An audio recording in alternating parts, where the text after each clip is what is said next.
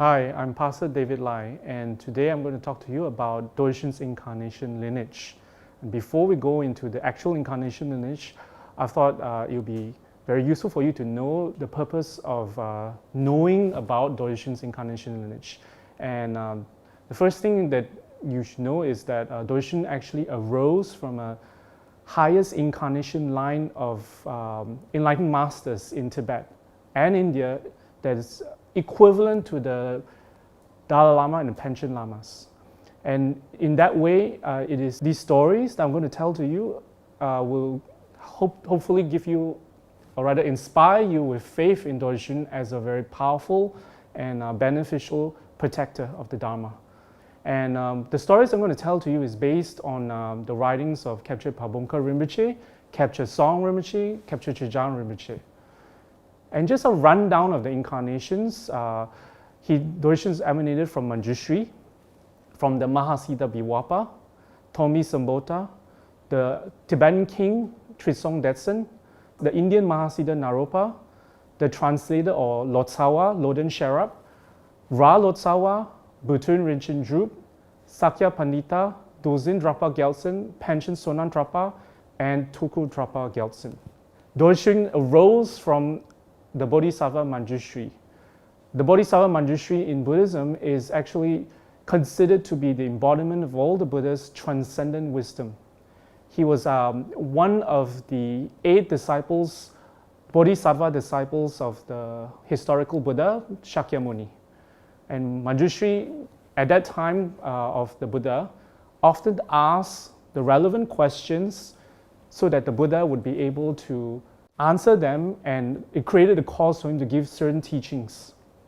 Because in Buddhism, it is believed that for every teaching, a cause must be created for the teaching to arise. So the Buddha would sometimes recommend that some of his own faithful disciples to go to Manjushri because of their affinity, their strong affinity with him. And in China, there is the 5 peaks of Manjushri called Wu Tai San, and that is believed to be the earthly abode of Manjushri. And in our prayers to Dorje Shugden, we also invoke him from Wu Tai San, or 5 peaks of Manjushri. And iconographically, Manjushri is usually depicted holding a flaming wisdom sword, and sometimes he's also seen riding a lion. This is very similar to Dorje Shugden's iconography as well. So one of the earlier incarnations of Dorje Shugden is the Mahasiddha Virupa. A Mahasiddha is actually, literally just means great attainments. And Virupa was actually, at the beginning of his life, the first part of his life, he was a great scholar at Nalanda Monastery. And Nalanda Monastery was one of the most prestigious monastic institutions of ancient India.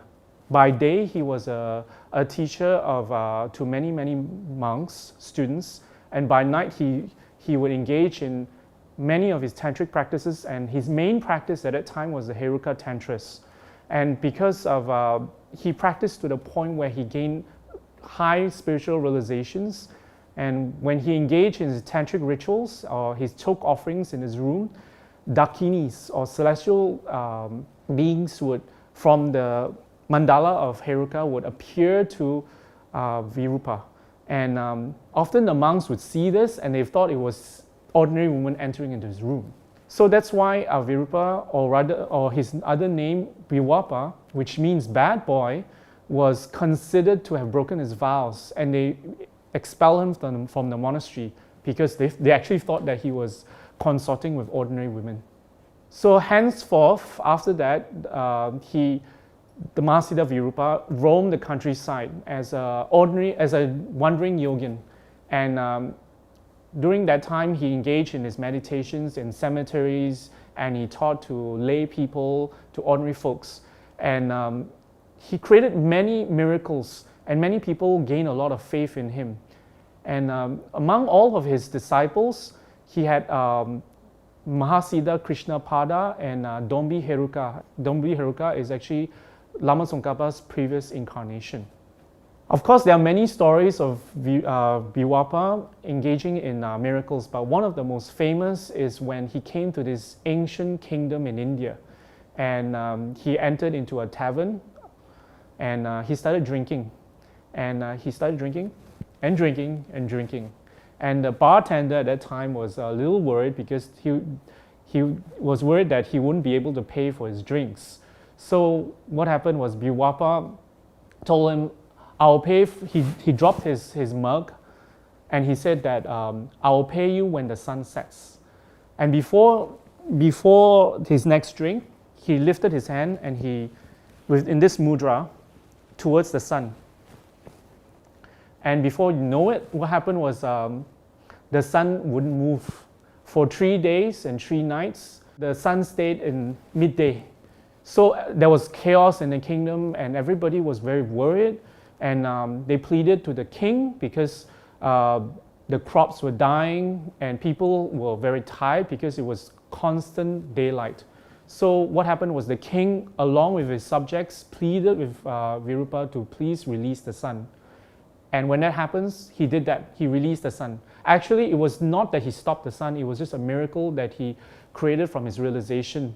And out of all this, the king became his disciple and gained a lot of faith in the Dharma. At that time in ancient India, it was very common for many of the Buddhist masters to display miracle powers because it was very easy for people to gain faith in the Dharma, in the teachings based on miracle powers. But later on, as you see in the later incarnations, they displayed other manifestations instead of miraculous powers. Dorje Shugden in his next incarnation arose as Tibetan this time, and he was known as the father of the Tibetan language. So as a young man, he was a bright student, and he was noticed by the emperor Tsongtsen Gampo. In that way, he was handpicked by the emperor to be part of a group of young men that the emperor sent to India in order to research and to create a new script for the Tibetan language. At that time in Tibet, they did not have a written language, and that's why that was the purpose of this group.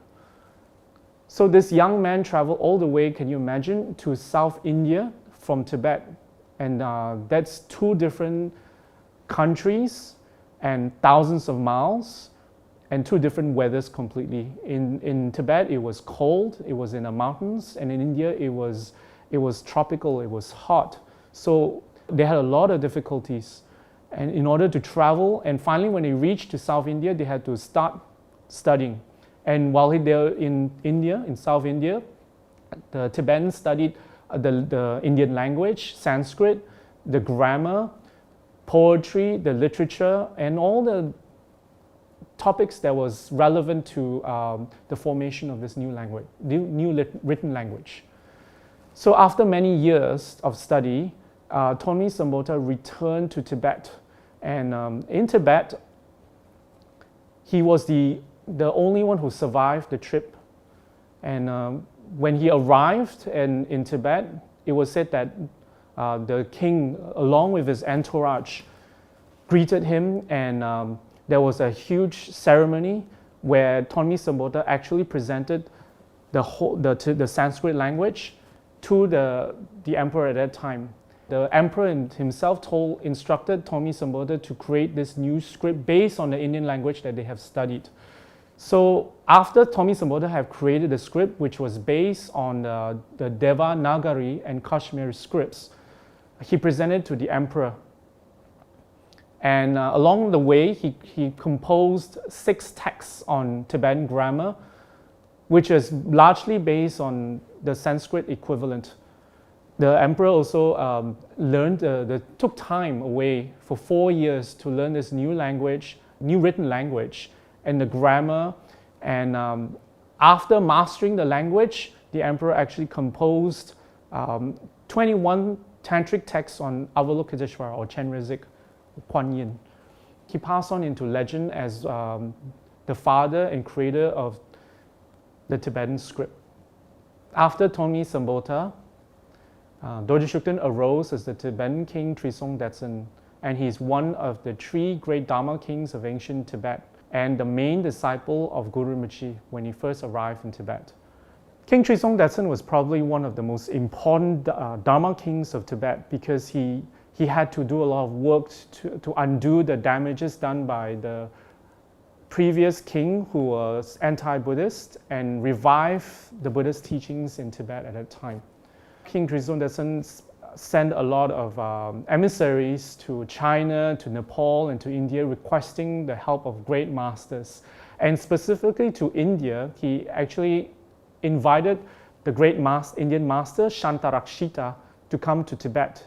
And when this great Indian master arrived in Tibet, he started teaching, and this Indian master was a great pure monk, and he gave a lot of great teachings, but the local people believe in the local customs and the local religion, and there was a lot of obstacles, and a lot of the shamans and the local religious people retaliated by sending spirits and black magic towards Shantarakshita, which created a lot of obstacles. So realizing that all these obstacles were supernatural, he told the emperor, this great Indian master, Shantarakshita, told the emperor to please invite Guru Padmasambhava because of his ability, of his tantric ability to subdue these supernatural problems. And hence, emissaries were sent to India to the great master, Guru Padmasambhava, and the great Indian master traveled up north from India, and along the way he did a lot of retreats in caves that are today great pilgrimage sites. When Guru Rinpoche arrived in Tibet, he did not start teaching. He engaged in spiritual war with these supernatural problems. And together with King Trisong Detsen, they established the first Buddhist monastery in Tibet called Samye. And with the help of masters like Shantarakshita and Guru Rinpoche, they started a whole monastic tradition and created the Sangha.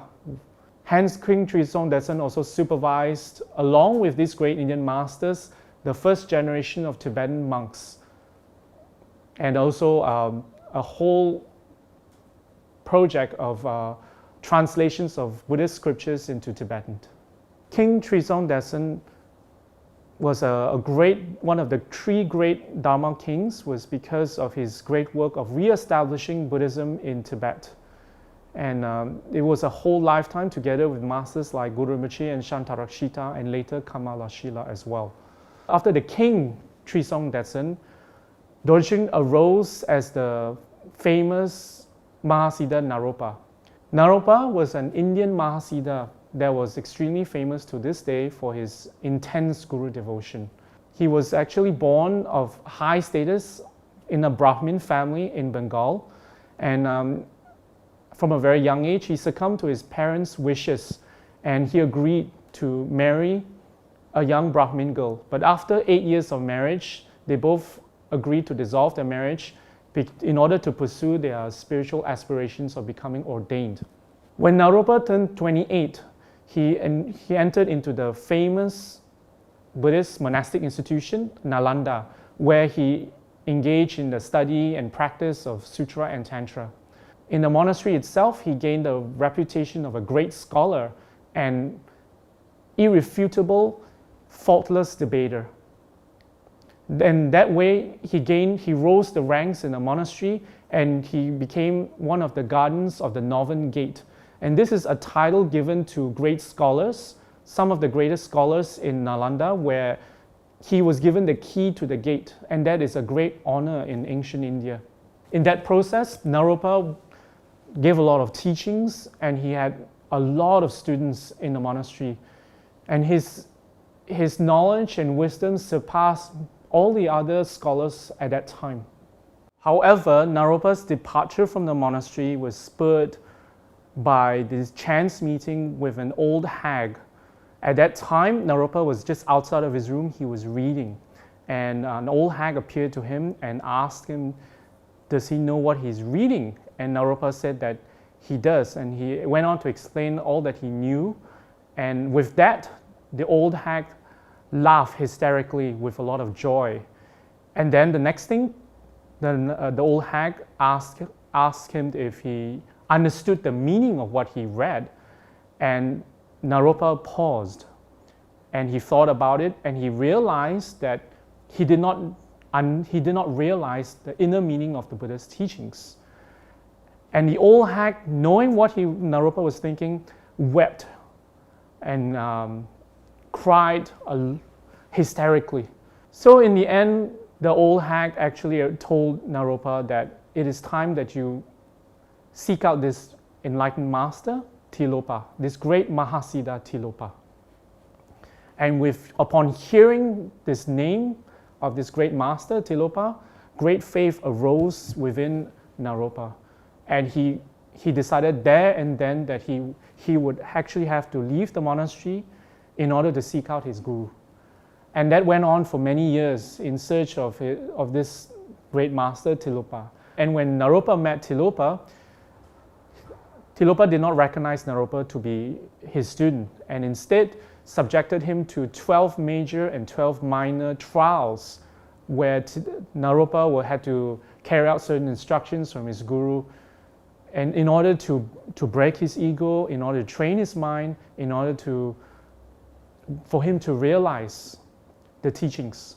With all the wrathful and peaceful means in which the guru taught his student Naropa, a lot of karma have been purified, and Naropa gained quite high realizations.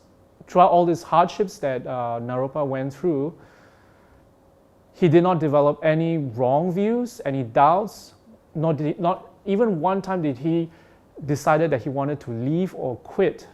And instead, he diligently obeyed all the instructions and commands of his guru. And that's why Naropa is famous to this day as a prime example of guru devotion. And with that, Tilopa bestowed upon Naropa many teachings and higher tantric initiations, including Vajravarahi. And he was sent to meditate in the caves. And it was said that because of his guru devotion, Naropa just had to meditate for a very short time, and he was able to gain visions of the deities, and in particular Vajravarahi in the form of Vajra Yogini. At that stage, Naropa reached the same realizations and attainments as his guru, and Tilopa was said to have assured him that they were inseparable. They were inseparable in this lifetime and also in many lifetimes before this, and also in the future. Hence, many of the lineages that came through Naropa, such as the 6 yogas of Naropa and Vajrayogini, had become very popular and very effective for the practitioners to gain high realizations. After the Mahasiddha Naropa, Dorje arose as the Tibetan translator Lodin Sherab, and he was one of the most renowned translators who went through a lot of hardships to bring the Dharma texts from India to Tibet and translate them as well. For the first earlier part of his life, Lodin Sherab was actually tutored by his uncle, Ngok Lotsawa Lekpa Sherab, who had been one of the 3 famous disciples of the Indian master Atisha Dipamkara. And it was said that after many years of study and of travel into India and back to Tibet, Lodin Sherab was said to have translated over the course of his lifetime of more than 137,000 verses. But more importantly, he was actually more famous for his writings, his commentaries on philosophy, on logic, on yogic practices. And he amassed a lot of students. And it was said that at the pinnacle of Lodin Sherab's teaching career, up to 20,000 people would come to him to receive teachings. And he would need 2,000 assistants in order to teach this huge crowd. And it was said that from Bodh Gaya, when Lodin Sherab was there in India, he brought back the Dharma protector Satrap. It was said that Lodin Sherab at that time requested the abbot of Bodh Gaya for a Dharma protector. And the abbot at that time, through his clairvoyance, saw that there was a need for this, and he requested, there was a whole pantheon of Dharma protectors in India at that time, and he made requests to all these Dharma protectors, and it was satrap that manifested and answered his prayers. And hence, Lodin Sherab brought the protector satrap back into Tibet. Along the way, along his journey back to Tibet, Lord Satrap actually emanated as a servant to assist the Lama. And on one occasion, Lodin Sherab actually dropped his mala in a latrine and asked this assistant, which is an emanation of Satrap, to pick it up. And when the assistant attempted to do so, Lodin Sherab actually held onto this assistant and demanded that he would be the protector of the Dharma. And the assistant agreed. And then there was another story that Lodin Sherab was actually crossing a river. And what happened was he asked the assistant to carry him across the river. And while he was doing that, Lodin Sherab was pressing the assistant down into the river. But the assistant had the strength to lift the Lama up. And this was interpreted to mean that the Lama, who was one with the meditation deity, was equal to the assistant, which is Satrap. And that shows the enlightened ability of Satrap and his massive potential to benefit others as well. Back in Tibet, Lama Lodin Sherab actually installed the protector Satrap as the protector of the monastery and of the whole Sangha at Sangpu. And on one occasion, Satrap actually manifested displeasure and unhappiness as Tibet was barren, and it was very different from India, where India was lush and green. So Lama Lodin Sherab actually pulled out some of his hair and threw it into the air. And from his hair manifested a whole huge forest, green and lush. And with this forest, he offered it to Satrap on behalf of the Tibetans. This was interpreted to mean that Lama Lodin Sherab created an offering for Satrap to remain and to manifest as a Dharma protector, because merits are needed for enlightened Dharma protectors to manifest their enlightened activities. So in this way, you can see that Satrap and Lodin Sherab had a very close connection, which will manifest later again in Dorjeshin's later incarnations. Later on, Satrap is depicted as being part of Dorje Shugden's mandala on the first floor above Dorje Shugden himself, because Satrap is actually the older Dharma protector in this case. After Lama Lodin Sherab, Dorje Shugden arose as the prolific scholar Bhutan Rinchen Drup. And this great scholar was born in Western Tibet in the area where Tashi Lumpo Monastery, the Panchen Lamas Monastery, would later be built. After completing his studies, the young, promising student, Bhutan Rinchen Drup, began to translate many Sanskrit texts. And he had to correct many of the existing translations because of a better understanding of the language. According to his disciple, Rinchen Namgyal, which is also his biographer, Bhutan Rinchen Drup gave many teachings and writings which was directed towards correcting the misunderstandings of the Buddha's teachings at that time. During his lifetime, Bhutan Rinchen Drup was actually most famous for having embarked on a very ambitious project of compiling all of the Buddha's teachings into two collections, the Kangyo and the Tangyo. The Kangyo is the spoken words of the Buddha, which is the exact words that the Buddha spoke and written in sutras. And the Tangyo is actually commentaries and later texts of other Buddhist masters after the Buddha's lifetime. And these two collections, the Kangyo and the Tangyo, have survived time and is in use up to this day. On top of that, Bhutan Rinchen Drup was a prolific writer, and he wrote up to 28 volumes of writings and commentaries on the Buddha's teachings. And as early as 1917, during the period of the 13th Dalai Lama, instructions were given to carve out all of Bhutan Rinchen Drup's writings in all 28 volumes. That shows the amazing contribution of Bhutan Rinchen Drup towards the preservation and propagation of the Buddhist teachings in Tibet at that time.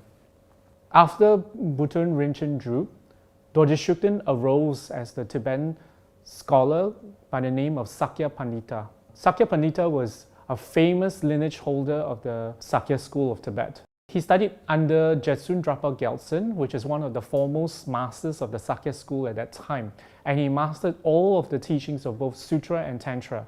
At that time, Sakya Pandita specialized in valid cognition or logic, and he composed his commentary in order to correct the current misunderstanding and misconceptions that had arisen during that time, that period, among the scholars.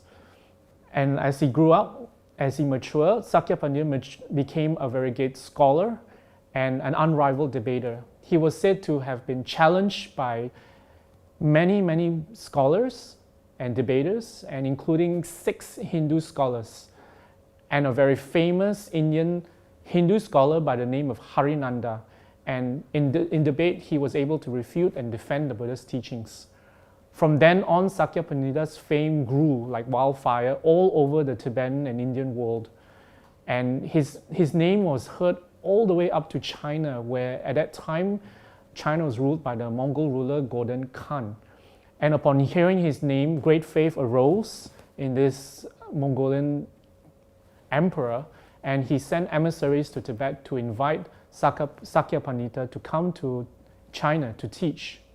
And when Sakya Pandita did make the journey all the way to China, the emperor sought to test out whether his faith was true or not in this great master, whether he was really a great master. So what he did was he got his court magicians, shamans actually, to conjure up a monastery from their miraculous powers, and he requested Sakya Pandita to consecrate this monastery, this temple actually. So Sakya Pandita actually entered into the temple, and he requested for flowers and water, and he did his rituals to bless the temple. At that time, the king was actually quite disappointed, and he told his magicians to withdraw their illusion. But the magicians couldn't do it. They found that the temple had solidified to become real. And with that, the emperor, Gordon Khan, became really embarrassed, and he supplicated and he knelt down before Sakya Pandita, pleading forgiveness and confessed of his intent of testing out Sakya Pandita. Sakya Pandita was full of compassion and forgave Gordon Khan of his lack of faith. And ever since that time, the emperor took refuge in Sakya Pandita and sought a lot of teachings from this great master. This temple stands to this day and is known as Emanation Temple in China. And eventually, Sakya Pandita passed into clear light, and he left behind many students in China. And this solidified the connection Dorje Shugden had with the Sakya tradition that would manifest later when he arose as a Dharma protector. After the lifetime of Sakya Pandita, Dorje Shugden arose as Dorje Drapa Gyaltsen, who is one of the Lama Tsongkhapa's foremost disciples. Dorje is actually not his name, it's actually a title given to him, and it's actually a contraction of the word Dowa Zinpa, which means holder of the Vinaya. And this reflects his pure ability to hold onto his vows, and that made him such a pure monk. It was believed that Dorje Drapa Gyaltsen and Lama Tsongkhapa was equal in terms of their realizations, in terms of their wisdom, in terms of their ability and skillful means to teach. It was said that Dorje Drapa Gyaltsen and Lama Tsongkhapa were very close for many lifetimes. And hence, Dorje Drapa Gyaltsen actually oversaw the construction of Ganden Monastery that was meant to be offered to Lama Tsongkhapa in his old age. When Lama Tsongkhapa was very old, it was not possible for him to travel to distant places to give teachings, and so Dorje Drapa Gyaltsen, out of great compassion for his guru, embarked on this project to build Ganden Monastery, and he offered it up to Lama Tsongkhapa. Dorje Drapa Gyaltsen was also one of the most, in fact, highly respected among all of Lama Tsongkhapa's students, and hence, after Lama Tsongkhapa's passing, he was actually the first to be requested to be the Ganden Tripa, which is the representative of Lama Tsongkhapa on earth, or rather the heir to the throne of Lama Tsongkhapa. However, Dorje Drapa Gyaltsen, out of great humility, declined the honor and offered it up to Gyaltsab Je, another great master as well. It was with this commitment and devotion that Dorje made the first promise, actually, during the lifetime of Lama Tsongkhapa, when Lama Tsongkhapa was giving teachings. There was a lot of people who came for Lama Tsongkhapa's teachings, and it was said that not just human disciples, it was said that dharma protectors and ethereal beings would come to receive teachings from Lama Tsongkhapa as well. And at that time, the dharma protector Nechung appeared in the form of a dove and circled the teaching hall. Some of them, and many of them, were highly attained and was able to perceive that the dove was actually this dharma protector Nechung. But they kept quiet. And after the teachings, it was Dorje who actually spoke up and requested to speak to Nechung, and the bird descended and appeared as a boy dressed in white, and he addressed Nechung and asked him why had he come to disturb his lama's teachings.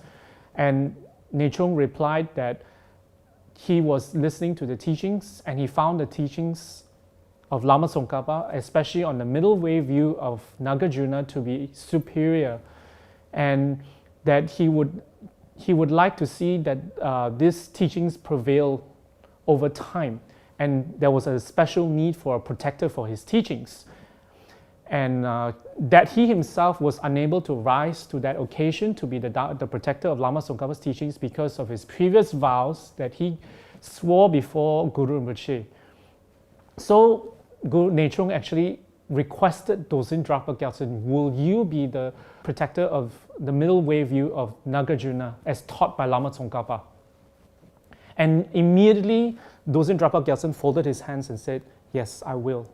With that, it was said that Dorje Drapa Gyaltsen created a cause for him to arise as a Dharma protector in a later incarnation.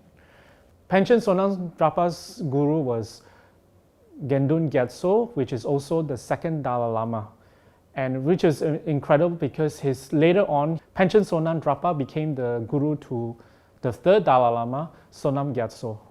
And in his lifetime, Panchen Sonam Drapa was an incredible writer and scholar, and he composed 6 volumes of commentaries on various topics, and these texts were used until this day in the Gelug monasteries as textbooks to study in order to become a geshe.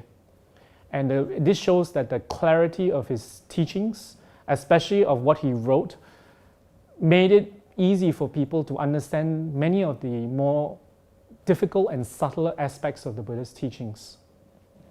So in that lifetime, Panchen Sonam Drapa had the Dalai Lama, the third Dalai Lama, as his student.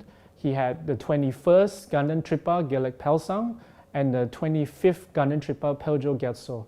In that lifetime, he had many, many illustrious students, and that reflect highly upon him as a great scholar. Several incarnations after Panchen Sonam Drapa, Dorje Shugden arose as the great master Tuku Drapa Gyaltsen. This would be his last lifetime before he arose as the Dharma protector Dorje Shugden. When he was a young boy, Tuku Drapa Gyaltsen displayed many miraculous signs of a high incarnate Lama, and he was considered to be one of the candidates, the incarnation of the 4th Dalai Lama. However, Ngawang Losang Gyatso was eventually identified and enthroned as the 5th Dalai Lama by the Panchen Lama Choki Gyaltsen. Simultaneously, Panchen Lama Choki Gyaltsen also enthroned him as the incarnation of Panchen Sonam Drapa, and in that lifetime he was named Tuku Drapa Gyaltsen. As a young student of Panchen Losang Choki Gyaltsen, he manifested many great deeds of a high incarnate Lama, and he excelled in his studies and his practices. By 18, he had already meditated in hundreds of caves, and he was known to be a great meditator at such a young age. And some of his students at that time said that he could perceive the Buddhas directly. Even at that time, Tuku Draba Gyaltsen was already a great recluse, and he would often shun crowds who often came to make offerings to him. In Tibet at that time, people often make offerings to meditators and yogis and masters in order to collect merit and in order to get a blessing. And so what happened was Tuku Draba Gyaltsen had to travel to one cave to another in order to avoid the crowd. This shows that Tuku Draba Gyaltsen was not interested in fame, and he was even more revered because of that by many, many people. And he had many sponsors and patrons from Tibet all the way to Mongolia and even China. And in that lifetime, he was said to be extraordinarily intelligent and scholarly with his knowledge, and he was adept with his rituals, and many people flocked to him for teachings. And because of that, he became extremely famous, and his fame was said to have outshined the fifth Dalai Lama at that time, who was maturing into a great Lama himself. And there was this rivalry going on between them. So what happened was, on one occasion during Losar, which is the Tibetan New Year, and traditionally during that period, what happened was the oracle, Nechung, would take trance, and he would give pronouncements and bless the public. High Lamas and many monks would also come to greet the oracle as well. So on one occasion, Tuku Draba Gyaltsen actually went up to Nechung and in order to greet the Dharma protector, and what happened was Nechung actually told him that, "Do you remember your promise you made?" And Tuku Draba Gyaltsen said, "No, I don't." So immediately what the oracle did was he took some rice, he blew into it and gave it to Tuku Draba Gyaltsen, and he told him to eat it and enter into a retreat. And Tuku Draba Gyaltsen followed that instruction and entered into a retreat. After that, what happened was he remembered his promise in the previous life, and he actually sought out the oracle, and Nechung took trance in the oracle and he spoke to him. Tuku Draba Gyaltsen said that he remembers his promise, but there was a problem. The problem was that he did not have the anger that was necessary to arise as a Dharma protector. It was said that Dharma protectors would arise from Vajra anger, or anger manifested out of great compassion for others. So Nechung replied to Tuku Draba Gyaltsen and said that, "You do not have to worry about this, I will create the causes for you." So right after that, rumors was spreading all over about Tuku Draba Gyaltsen's fame eclipsing the Dalai Lama. It was said that even during the Monlam festivities, the students of Tuku Draba Gyaltsen happened to make the throne slightly higher than the Dalai Lama's. That fanned the jealousy even more. So what happened was there was a plot to get rid of Tuku Draba Gyaltsen, and this was done in secret without the fifth Dalai Lama's knowledge. So in order to do that, they realized that they had to assassinate, or rather to kill, Tuku Draba Gyaltsen. And they made plans to seek audience with Tuku Draba Gyaltsen, and they came to Tuku Draba Gyaltsen's ladrang.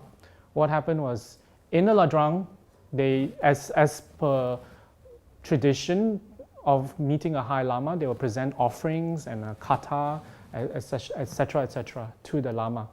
And when they did that, they took out a knife, a dagger, and they tried to stab Tuku Draba Gyaltsen, but to no avail. It was said that with each stab, an eye would appear out of the hole where he was stabbed.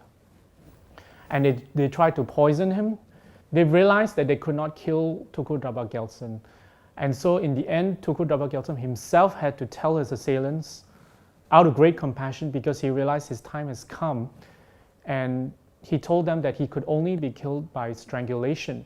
So immediately his assailants took a kata and he strangled the Lama, Tuku Drapa Gyaltsen, and he passed away. At the moment of his passing, it was said that Tuku Drapa Gyaltsen meditated on compassion and he remembered his promise. Combined with his prayers, he arose as Dorje Shugden. In conclusion, you can see that Dorje Shugden arose from one of the highest incarnation lines of Tibet. He had many lifetimes of great lamas and he played the role of guru and disciple to the Dalai Lama and Panchen Lamas.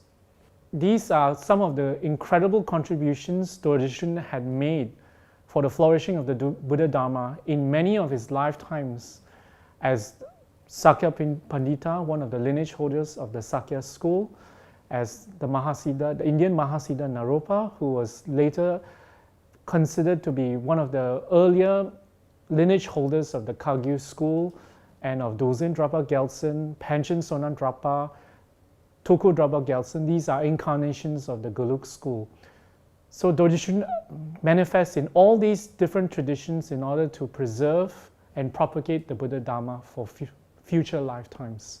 Through his many incarnations, you can see that Dorje Shugden is an emanation of Manjushri and had arisen as an enlightened Dharma protector based on his promise to Nechung that he made during his lifetime as Dozen Drapa Gyaltsen in order to protect Lama Tsongkhapa's special view of Nagarjuna. Hence, you can have great confidence in Dorje Shugden as a powerful and effective Dharma protector to protect you and your Dharma practice.